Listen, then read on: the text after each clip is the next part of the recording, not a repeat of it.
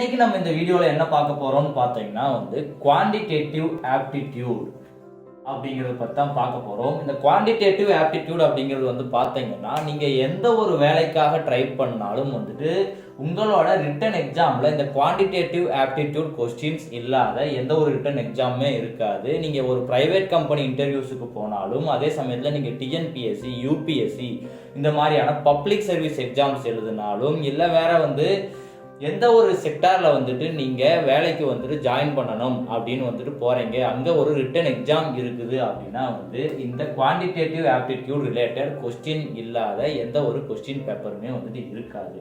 Okay, quantitative aptitude அப்படின்னா என்னன்னு பார்த்தீங்கன்னா நம்ம டே டு டே லைஃப்பில் யூஸ் பண்ணுற மேத்தமெட்டிக்ஸ் தான் குவான்டிடேட்டிவ் ஆப்டிடியூட். நிறையா பேர் குவான்டிடேட்டிவ் ஆப்டிடியூடுங்கிறது ரொம்ப டஃப் அப்படிங்கிற மாதிரி நினச்சிட்டு இருப்பீங்க. ஆனால் ரொம்பவுமே ஈஸியான டாபிக் தான் இந்த குவான்டிடேட்டிவ் ஆப்டிடியூட். நம்ம டே டு டே லைஃப்பில் என்ன மாதிரியான மேத்தமெட்டிக்ஸ் நம்ம யூஸ் பண்ணுறோமோ அதை ப்ராப்பரான வேலை கற்றுக்கிறது தான் குவான்டிடேட்டிவ் ஆப்டிடியூட். ஓகே, எல்லா இன்டர்வியூஸ்லையும் இந்த குவான்டிடேட்டிவ் ஆப்டிடியூட் ஏன் ரொம்ப இம்பார்ட்டன்ட் அப்படிங்கிறத கேட்டீங்கன்னா, நீங்கள் எந்த ஒரு ஆர்கனைசேஷனில் ஒர்க் பண்ணுறதா இருந்தாலும் உங்களுக்கு ப்ராப்ளம் சால்விங் ஸ்கில்ஸ் என்னது ப்ராப்ளம் சால்விங் ஸ்கில்ஸ். ஓகேங்களா, அந்த ப்ராப்ளம் சால்விங் ஸ்கில் வேணும். அதுக்கப்புறம் டேட்டாவை எப்படி ரீட் பண்ணுறது, டேட்டா இன்டர்பிரிட்டேஷன் எப்படி பண்ணுறது அப்படிங்கிற ஒரு நாலேஜும் உங்களுக்கு தேவை. இதெல்லாம் எப்படி உங்ககிட்ட இருக்குதா இல்லையா, இது சம்பந்தமான நாலேஜ் உங்ககிட்ட இருக்குதா, உங்களால் இதெல்லாம் சால்வ் பண்ண முடியுமா அப்படிங்கிறத ஐடென்டிஃபை பண்ணுறதற்காக தான் ஒவ்வொரு இன்டர்வியூலையும் இந்த குவான்டிடேட்டிவ் ஆப்டிடியூட் ஆட் பண்ணுறாங்க. இன்னைக்கு குவான்டிடேட்டிவ் ஆப்டிடியூடோட பேசிக்கான நம்பர் சிஸ்டம் பற்றி பார்ப்போம். குவான்டிடேட்டிவ் ஆப்டிடியூடோட பேசிக்கான நம்பர் சிஸ்டம் பற்றி பார்ப்போம். நம்பர் சிஸ்டம் அப்படிங்கிறது பார்த்தீங்கன்னா பேசிக்காக நம்ம யூஸ் பண்ணுற நம்பர்ஸ் தான் 1 2 3 4 5 6 7 8 9 and 0. இதுதான் நம்ம நம்பர் சிஸ்டம்ல இருக்கிற நம்பர்ஸ். ஆனால் இந்த நம்பர்ஸுக்கு நிறையா டைப்ஸா பிரிச்சிருக்கிறாங்க. அது என்னங்கிறத பற்றி இந்த வீடியோவில் பார்ப்போம். ஓகேங்களா, ஃபர்ஸ்ட் இது நம்பர்ஸ் அப்படின்னு சொல்றோம். அதுவே ஒரு காம்பினேஷன் ஆஃப் நம்பர் வருதுன்னு வச்சுக்கோங்க. இப்போ 1,23,456 அப்படின்னு ஒரு காம்பினேஷன், அதாவது இந்த நம்பர்ஸோட காம்பினேஷன்ல ஒரு நம்பர் வருது அப்படின்னா அதை நம்ம என்னன்னு சொல்றோம்னா நியூமரல் அப்படின்னு சொல்றோம். என்னன்னு சொல்றோம்? நியூமரல் அப்படின்னு சொல்றோம். ஓகேங்களா, அடுத்ததா நம்பர்ஸோட டைப்ஸ் என்னென்ன அப்படிங்கறத பத்தி பார்த்தரலாம். பேசிக்கா பாத்தீங்கன்னா மேத்தமெட்டிக்ஸ்ல நம்பரை 2 டைப்ஸா பிரிக்கிறாங்க. அது என்னன்னு பார்த்தீங்கன்னா real number and imaginary number.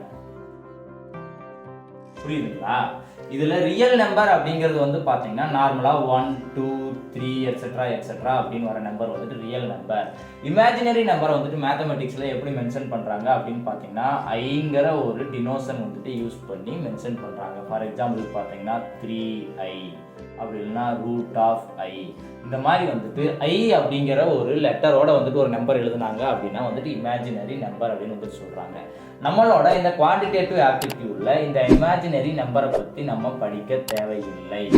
ஏன் அப்படின்னு கேட்டீங்கன்னா நம்மளுக்கு 99% சம்ஸ் 99% என்ன 100% சம் பார்த்தீங்கன்னா உங்களுக்கு ரியல் நம்பரை பேஸ் பண்ணி தான் வரும். அதனால நமக்கு இந்த இமேஜினரி நம்பரை பத்தி படிக்க தேவையில்லை. ஓகேங்களா, இந்த ரியல் நம்பரை ஃபர்தரா என்ன டிவைட் பண்றாங்கன்னா இன்டிஜர் அண்ட் ஃபிராக்ஷன். சரிங்களா, இன்டிஜர் அப்படிங்கறது ஃபர்தரா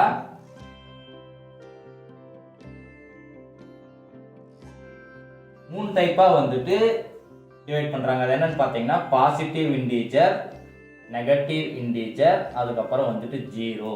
சரிங்களா, ஃபிராக்ஷன் அப்படின்னா நமக்கு எல்லாத்துக்கும் தெரியும் 1/2 1/3 இந்த மாதிரி வர்றது நம்ம ஃபிராக்ஷன் அப்படின்னு சொல்றோம்.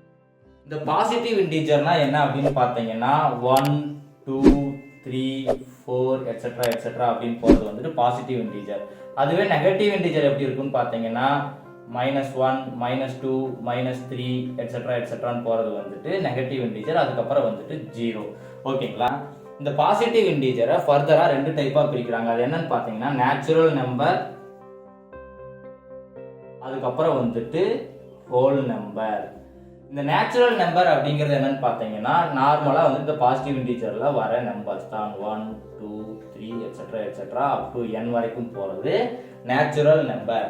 அதுவே வந்துட்டு ஹோல் நம்பர் அப்படிங்கிறதுல பார்த்தீங்கன்னா ஃபர்ஸ்ட் இந்த ஜீரோவும் ஏடாகி வந்துச்சுன்னா, ஒரு சீரீஸில் ஃபர்ஸ்ட் இந்த ஜீரோவும் ஏடாகி வந்துச்சுன்னா அதை வந்து நம்ம என்ன சொல்கிறோம்னா ஹோல் நம்பர் அப்படின்னு வந்துட்டு சொல்கிறோம். ஓகேங்களா? இது வரைக்கும் வந்துட்டு உங்களுக்கு தெளிவாக புரிஞ்சிருக்கும்னு நினைக்கிறேன். நம்பர்ஸ் வந்துட்டு எப்படி வந்துட்டு வகைப்படுத்திட்டு வர்றாங்கன்னு. வந்து நேச்சுரல் நம்பரை ஃபர்தராக 4 டிவிஷனாக வந்துட்டு டிவைட் பண்ணுறாங்க. அது என்னங்கிறத பார்த்துடலாம். நேச்சுரல் நம்பரை வந்து ஃபர்தராக 4 டைப்பாக வந்துட்டு டிவைட் பண்ணுறாங்க. ஃபர்ஸ்ட் என்னன்னு பார்த்தீங்கன்னா add number, second even number, third prime number, fourth composite number. சரிங்களா?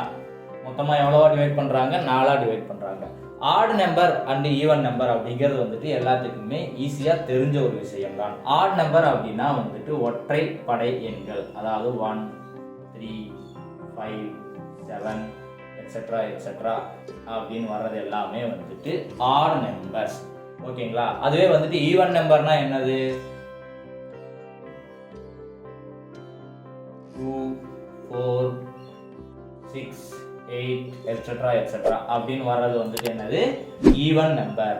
அதுக்கப்புறம் இது என்ன வந்துட்டு பிரைம் நம்பர்னா என்ன அப்படிங்கிறத பார்த்தீங்கன்னா, ஒரு நம்பரை வந்துட்டு நீங்க டிவைட் பண்றப்ப 2 ஃபேக்டர் மட்டும் தான் இருக்குது அப்படின்னா வந்துட்டு அதை நம்ம பிரைம் நம்பர் அப்படின்னு வந்துட்டு சொல்றோம்.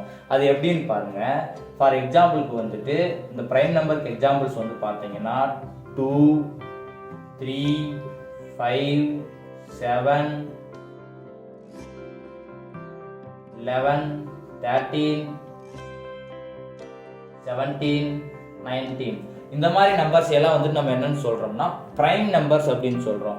இதுக்கு ஏன் வந்து 2 ஃபேக்டர்ஸ் மட்டும் இருக்குதுன்னு பாருங்க. இப்போ 2 வந்துட்டு நீங்க 1ஆல டிவைட் பண்ண முடியும், அப்படி இல்லைன்னா வந்துட்டு திருப்பி 2 2ஆல டிவைட் பண்ண முடியும். அப்போ எவ்வளோ ஃபேக்டர்ஸ் இருக்குது? 2 ஃபேக்டர் தான் இருக்குது. வேற எந்த நம்பரால நீங்க டிவைட் பண்ணீங்கனாலும் அந்த ஒரு ஃபிராக்ஷன் பண்ணதுக்கு அப்புறம் வர ஆன்சர் வந்துட்டு உங்களுக்கு முழு நம்பரா வந்துட்டு வராது. எக்ஸாம்பிளுக்கு வந்துட்டு 3 வந்துட்டு 3ஆல பண்ணலாம், அப்படி இல்லைன்னா வந்துட்டு 3 வந்துட்டு 1ஆல பண்ணலாம். அப்போ இதோட மொத்த ஃபேக்டர்ஸ் எவ்வளோ இருக்குது? 2 ஃபேக்டர்ஸ் தான் இருக்குது.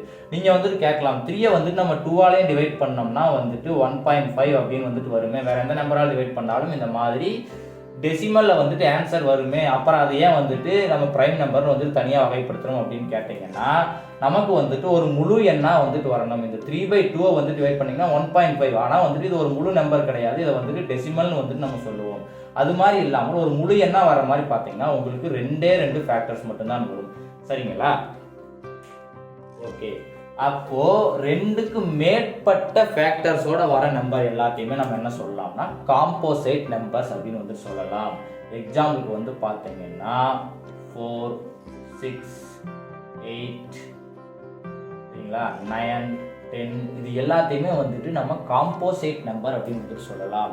எக்ஸாம்பிளுக்கு வந்து பார்த்தீங்கன்னா 10 எடுத்துக்கிட்டிங்கன்னா 10 வந்துட்டு 10ஆல டிவைட் பண்ணலாம், 10 வந்துட்டு 1ஆலையும் டிவைட் பண்ணலாம், 10 5ஆல டிவைட் பண்ணலாம், 10 வந்துட்டு 2ஆல டிவைட் பண்ணலாம். மொத்தமாக வந்துட்டு எவ்வளோ ஃபேக்டர்ஸ் வந்துருக்குது? 4 ஃபேக்டர்ஸ் வந்துருக்குது. ஸோ 2 ஃபேக்டருக்கு மேலே ஒரு நம்பரை வந்துட்டு நீங்கள் டிவிசபிள் அதாவது டிவைட் பண்ணுறப்போ உங்களுக்கு வந்துட்டு 4 ஃபேக்டருக்கு மேலே வந்துட்டு உங்களுக்கு கிடைக்குது அப்படின்னா அந்த நம்பரை நம்ம என்னன்னு சொல்கிறோம்? காம்போசைட் நம்பர் அப்படின்னு வந்துட்டு சொல்கிறோம். இது வரைக்கும் வந்து பார்த்தீங்கன்னா இந்த நம்பர் சிஸ்டத்தோட பேசிக் என்ன, நம்பரை வந்துட்டு எப்படியெல்லாம் வந்துட்டு வகைப்படுத்துகிறாங்க அப்படிங்கிறத பற்றி ஒரு சிம்பிள் இன்ட்ரோடக்ஷன் வந்துட்டு இந்த வீடியோவில் வந்து பார்த்தோம். அடுத்த வீடியோவில் வந்து இதற்கான ப்ராப்ளம்ஸ் வந்துட்டு எப்படி சால்வ் பண்ணுறது, ஒவ்வொரு டைப்பில் வந்துட்டு இப்போ வந்துட்டு ப்ரைம் நம்பர் பற்றி வந்துட்டு வர சம்ஸ் எப்படி சால்வ் பண்ணுறது, அது காம்போசிட் நம்பரை வச்சுட்டு வர சம்ஸ் எப்படி சால்வ் பண்ணுறது அப்படிங்கிறத பற்றி நெக்ஸ்ட் வீடியோவில் டீட்டெயில்டாக பார்க்கலாம். இந்த வீடியோ உங்களுக்கு ரொம்பவுமே யூஸ்ஃபுல்லாக இருந்திருக்கும்னு நினைக்கிறேன். இந்த வீடியோ உங்களுக்கு யூஸ்ஃபுல்லாக இருந்துச்சுன்னா இந்த வீடியோக்கு ஒரு லைக் பண்ணுங்கள், உங்கள் ஃப்ரெண்ட்ஸுகளுக்கெல்லாம் ஷேர் பண்ணுங்கள். நம்ம மறுபடியும் இன்னொரு புது பயனுள்ள தகவலோடு பார்க்கலாம். அது வரைக்கும் பாய் பாய் ஃப்ரம் டீ கடை நியூஸ் அண்ட் டியூட்.